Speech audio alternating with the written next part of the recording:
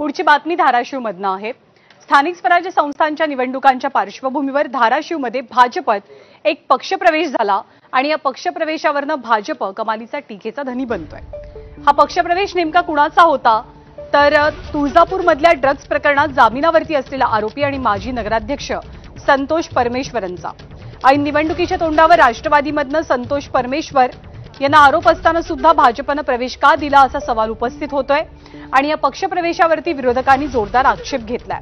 खासदार सुप्रिया सुळे कमालीच्या आक्रमक झाल्या। त्यांनी थेट राज्याचे मुख्यमंत्री देवेंद्र फडणवीसांना एक पत्र लिहून चिंता व्यक्त केली आहे। ड्रग्ज तस्करीला जर राजाश्रय मिळत असेल तर हे चिंताजनक असल्याचं सुप्रिया सुळेंनी म्हटलंय। त्यावरती भाजपत प्रवेश केलेल्या संतोष परमेश्वरांनी राजकीय षडयंत्रातनं हे सगळे आरोप झाल्याची प्रतिक्रिया दिली आहे।